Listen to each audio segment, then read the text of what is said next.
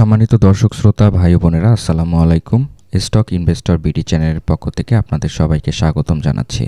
আমি আজকে আপনাদের সাথে ঢাকা স্টক এক্সচেঞ্জের কয়েকটি ফান্ডামেন্টাল স্টক নিয়ে আলোচনা করব এবং এই স্টকগুলো ফান্ডামেন্টালি কতটুকু স্ট্রং এবং স্টকগুলো আগস্ট এবং সেপ্টেম্বর মাসে কতটুকু পারফর্ম করতে পারে এবং কতটুকু আপ ট্রেন্ডে যেতে পারে বা কতটুকু ডাউন ট্রেন্ডে যেতে পারে, এই বিষয়গুলো নিয়ে আপনাদের সাথে আলোচনা করব এবং অ্যানালাইসিসের মাধ্যমে আপনাদেরকে বুঝিয়ে দেওয়ার চেষ্টা করব।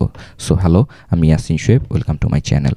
আর এখনও যারা চ্যানেলটিকে সাবস্ক্রাইব করেনি, প্রতিদিনকার মার্কেট আপডেট পেতে এবং বিভিন্ন স্টক অ্যানালাইসিস পেতে চ্যানেলটিকে সাবস্ক্রাইব করবেন এবং পাশে থাকা নোটিফিকেশন আইকনটি অন করে দিবেন। অলরেডি যারা চ্যানেলটিকে সাবস্ক্রাইব করে ফেলেছেন তাদেরকে অসংখ্য ধন্যবাদ জানাচ্ছি। আর ভিডিও শুরু করার আগে ভালোভাবে ডিসক্লেমার অংশটি পড়ে নেওয়ার জন্য অনুরোধ করছি। তো দর্শক, প্রথমে আমরা যে স্টকটি নিয়ে আলোচনা করব, এই স্টকটি হচ্ছে গ্রামীণফোন।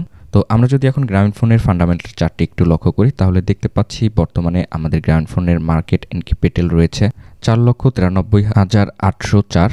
অথরাইজ ক্যাপিটাল এমএন রয়েছে 40,000 এবং 6 মান্থে এই স্টকটি রিটার্ন করেছে 23.80%।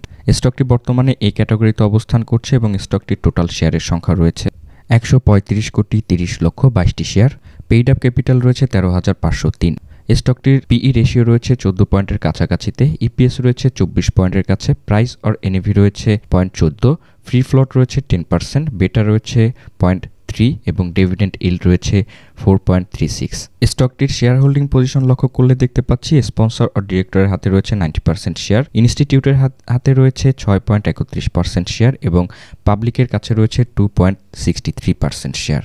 তো স্টকটি বর্তমানে ফান্ডামেন্টালি স্ট্রং অবস্থায় রয়েছে। তো আমরা যদি এখন স্টকটির অ্যানালাইসিস চার্টটি ওপেন করি, তাহলে দেখতে পাচ্ছি প্রথমে আমাদের যে গ্রামীণফোনের সাপোর্ট লাইনটি রয়েছে এটি রয়েছে 331 টাকার কাছে, দ্বিতীয় যে সাপোর্ট লাইনটি রয়েছে এটি রয়েছে 307 পয়েন্টের কাছে এবং তৃতীয় যে সাপোর্ট লাইনটি রয়েছে এটি রয়েছে 283 টাকার কাছে। তো আমরা যদি এখন রেজিস্ট্যান্স লাইনটিকে লক্ষ্য করি গ্রামীণফোনের, তাহলে দেখতে পাচ্ছি বর্তমানে প্রথম যে রেজিস্ট্যান্স লাইনটি রয়েছে এটি রয়েছে 361 টাকার কাছে, দ্বিতীয় যে রেজিস্ট্যান্স লাইনটি রয়েছে এটি রয়েছে 385 টাকার কাছে এবং তৃতীয় যে রেজিস্ট্যান্স লাইনটি রয়েছে এটি রয়েছে 413 টাকার কাছে। তো দর্শক, সাপোর্ট এবং রেজিস্ট্যান্স লাইনটিকে ড্র করার পরে ক্যান্ডেলটির অবস্থা লক্ষ্য করলে দেখতে পাচ্ছি রেড একটি হ্যামার ক্রিয়েট করে ফেলেছে এবং আমাদের প্রথম যে রেজিস্ট্যান্স লাইনটির কাছে রয়েছে এই রেজিস্ট্যান্স লাইন থেকে কিন্তু আমরা দেখতে পাচ্ছি ডাউন ট্রেন্ডের দিকে চলে এসেছে। তো ভলিউমের দিকে লক্ষ্য করলে দেখতে পাচ্ছি বিগত দিনের যে ভলিউমের ইনক্রিজমেন্টটি পেয়েছিলাম সেখান থেকে ধীরে ধীরে ইনক্রিজমেন্টটি নিচে চলে এসেছে এবং বর্তমানে স্টকটি ডাউন ট্রেন্ডের দিকে যাচ্ছে। তো স্টকটির আরএসআইটির অবস্থা লক্ষ্য করলে দেখতে পাচ্ছি আরএসআইটি বর্তমানে ডাউন ট্রেন্ডের দিকে অবস্থানে রয়েছে এবং বিগত দিনে আমাদের আরএসআইটি 90 পয়েন্ট পর্যন্ত আপ ট্রেন্ড করেছিল এবং বর্তমানে আমাদের আরএসআইটি 68 পয়েন্টের কাছে রয়েছে গ্রামীণফোনের। তো আরএসআইটি দেখতে পাচ্ছি নিম্নমুখী অবস্থানে রয়েছে। যদি এখান থেকে আরএসআইটি ডাউন ট্রেন্ডে যায় সেক্ষেত্রে আমাদের আরএসআইটি প্রথম যে সাপোর্ট লাইনটি রয়েছে 63 পয়েন্টের কাছে, দ্বিতীয় যে সাপোর্ট লাইনটি রয়েছে 57 পয়েন্টের কাছে এবং তৃতীয় যে সাপোর্ট লাইনটি রয়েছে 51 পয়েন্টের কাছে। তো আশা করছি আরএসআইটি এই যে 63 পয়েন্টের এখান ব্রেকআউট করতে পারবে না এবং ব্রেকআউট না করে আপ ট্রেন্ডে যাওয়ার একটি সক্ষমতা তৈরি করতে পারে। যদি তারপরে ব্রেকআউট করে ফেলে 63 পয়েন্টের, তার পরবর্তী সাপোর্ট লাইন হচ্ছে কিন্তু 57 পয়েন্ট পর্যন্ত।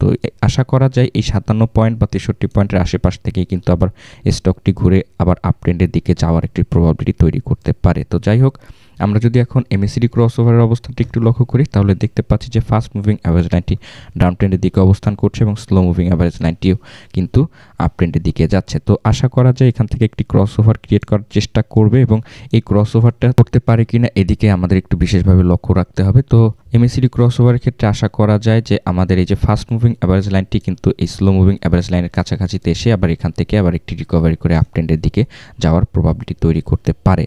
তো আমরা যদি হিস্টোগ্রামের ভলিউমের দিকে লক্ষ্য করি, তাহলে দেখতে পাচ্ছি বিগত দিনের আপ ট্রেন্ডের র্যালিটি ধরে রাখতে পারেনি এবং ধীরে ধীরে আমাদের হিস্টোগ্রামের ভলিউম কিন্তু নেতিবাচক অবস্থানে রয়েছে। তো আমরা লক্ষ্য করলে দেখতে পাচ্ছি আমাদের আরএসআইটিও নেতিবাচক অবস্থানে রয়েছে এবং এমএসিডি ক্রসওভারটিও কিন্তু নেতিবাচক অবস্থানে রয়েছে এবং ক্যান্ডেল স্টিক প্যাটার্নের দিকে লক্ষ্য করলেও দেখতে পাচ্ছি একটি নেতিবাচক অবস্থানে রয়েছে। তো আশা করা যায় আমাদের স্টকটি যেহেতু ডাউন ট্রেন্ডের দিকে গিয়েছে এবং এমএসিডি ক্রসওভারের যে ফাস্ট মুভিং অ্যাভারেজ লাইনটিও ডাউন ট্রেন্ডের দিকে যাচ্ছে, তো সেক্ষেত্রে আমাদের যে প্রথম যে সাপোর্ট লাইন 331 টাকার যে সাপোর্ট লাইনটিকে এটিকে ব্রেকআউট করতে পারে এবং এটিকে ব্রেকআউট করে কিন্তু আমাদের 360 টাকা পর্যন্ত বা এই 360 টাকার আশেপাশে গিয়ে আবার মুভ অন করে আপ ট্রেন্ডের দিকে যেতে পারে। তো আশা করা যায় আগস্টের শেষ সপ্তাহ থেকে শুরু করে সেপ্টেম্বরের প্রথম সপ্তাহ থেকে কিন্তু আমাদের এসটি মুভ অন করা শুরু করবে এবং মুভ অন করলে স্টকটি কিন্তু বড় ধরনের একটি আপ ট্রেন্ড করা শুরু করবে এবং আপ ট্রেন্ড করলে 361 টাকার যে রেজিস্ট্যান্স লাইনটি রয়েছে এটিকে ব্রেকআউট করে ফেলবে এবং 377 টাকার কাছে গিয়ে আশেপাশে গিয়ে আবার ডাউন ট্রেন্ডের দিকে যাওয়ার একটি প্রবাবিলিটি তৈরি করতে পারে।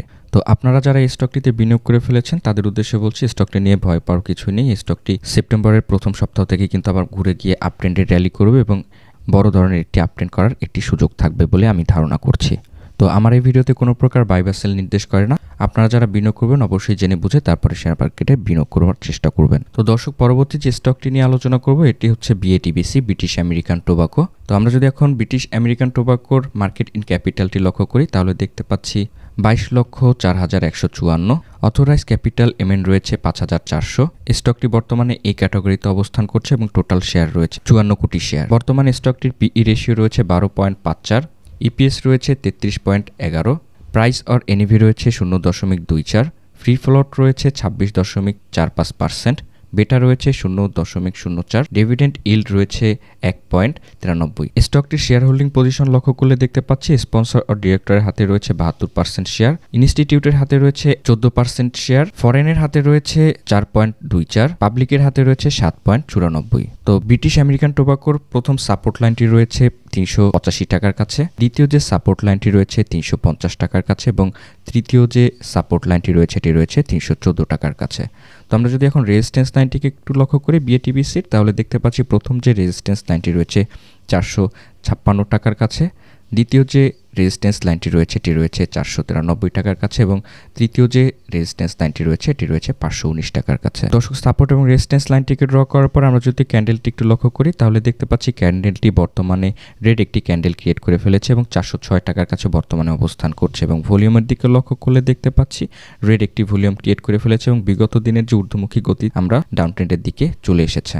তো যাই হোক, আমরা যদি এখন স্টকটির আরএসআইটিকে একটু লক্ষ্য করি তাহলে দেখতে পাচ্ছি আরএসআইটি বর্তমানে নিম্নমুখী অবস্থানে রয়েছে। তো স্টকটি যেহেতু নিম্নমুখী অবস্থানে রয়েছে সেক্ষেত্রে ধারণা করা যায় স্টকটি আরও যদি ডাউন ট্রেন্ডের দিকে যায় তার প্রথম যে আরএসআই সাপোর্ট লাইনটি রয়েছে 57 পয়েন্টের কাছে এবং তার দ্বিতীয় যে সাপোর্ট লাইনটি রয়েছে এটি রয়েছে 50 পয়েন্টের কাছে এবং তৃতীয় যে সাপোর্ট লাইনটি রয়েছে এটি রয়েছে 44 পয়েন্টের কাছে। তো বর্তমানে আরএসআইটি 62 পয়েন্টের কাছে অবস্থান করছে এবং আরএসআইটি যেহেতু ডাউন ট্রেন্ডে যায় সেক্ষেত্রে আমাদের 52 পয়েন্টের সাপোর্ট লাইনটি রয়েছে, এই সাপোর্ট লাইনটিকে ব্রেকআউট করতে পারে এবং ব্রেকআউট করে 50 পয়েন্টের কাছাকাছিতে এসে আবার মুভ অন করা শুরু করতে পারে। তো যদি 50 পয়েন্টের এখান থেকে মুভ অন করা শুরু করে সেক্ষেত্রে কিন্তু আমাদের বিগত দিনে 81 পয়েন্ট পর্যন্ত আপট্রেন্ড করেছিল, তো বহুদূর পর্যন্ত কিন্তু আপট্রেন্ড করার একটি সুযোগ তৈরি হবে। তো সেক্ষেত্রে আরএসআইটি আশা করা যায় 50 পয়েন্টের কাছ থেকে কিন্তু আপট্রেন্ড করার সুযোগ তৈরি করতে পারে। তো এমএসিডি ক্রস ওভারের ক্ষেত্রে লক্ষ্য করলে দেখতে পাচ্ছি ডাউন ট্রেন্ডের দিকে যাচ্ছে এবং স্লো মুভিং অ্যাভারেজ লাইনটিও কিন্তু আপট্রেন্ডের দিকে যাচ্ছে। তো একটি ক্রস ওভার ক্রিয়েট করার প্রবাবিলিটি তৈরি করছে এবং আশা করা যায় এমএসিডি ক্রস ওভার যে ফাস্ট মুভিং অ্যাভারেজ লাইনটি এই স্লো মুভিং অ্যাভারেজ লাইনের কাছাকাছিতে এসেই কিন্তু আবার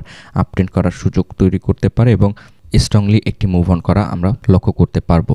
তো যেহেতু আমাদের সবগুলো ইন্ডিকেটরই ডাউন ট্রেন্ডের দিকে অবস্থান করছে এবং নেতিবাচক প্রভাব ফেলছে, তার মানে হচ্ছে আমাদের এই স্টকটি কিছুটা ডাউন ট্রেন্ডের দিকে যেতে পারে এবং আমাদের যে বর্তমানে যে প্রথম যে সাপোর্ট লাইনটি রয়েছে 385 টাকার কাছে এই সাপোর্ট লাইনটিকে ব্রেকআউট করার চেষ্টা করতে পারে। যদি ব্রেকআউট করে ফেলে সেক্ষেত্রে 350 পয়েন্টের যে স্ট্রং সাপোর্ট লাইনটি রয়েছে এই সাপোর্ট লাইন পর্যন্ত এসে কিন্তু আবার মুভ অন করা শুরু করতে পারে। তো আশা করছি যে আমাদের স্টকটির যেহেতু গতিবিধি ভালো রয়েছে এবং আরএসআইটি বর্তমানে 70-এর নিচে রয়েছে সেক্ষেত্রে আমাদের যে প্রথম যে সাপোর্ট লাইনটি রয়েছে 385 টাকার কাছে এই সাপোর্ট লাইনটিকে ব্রেকআউট করতে পারবেন এবং এইখান থেকেই আবার মুভ অন করা শুরু করতে পারে বলে আমি ধারণা করছি। তো যদি মুভ অন করে ফেলে সেক্ষেত্রে আমাদের যে 456 টাকার যে রেজিস্ট্যান্স লাইনটি রয়েছে এই রেজিস্ট্যান্স লাইনটিকে ব্রেকআউট করার চেষ্টা করতে পারে এবং ব্রেকআউট করে আমাদের এই 456 টাকার যে সাপোর্ট লাইনটি এই রেজিস্ট্যান্স লাইনটি রয়েছে এটিকে সাপোর্ট লাইন হিসেবে ক্রিয়েট করে ফেলতে পারে। তো লং টার্মের জন্য স্টকটি কিন্তু একটি ভালো একটি দিক লক্ষ্য করা যায়। তো লং টার্মের ক্ষেত্রে কিন্তু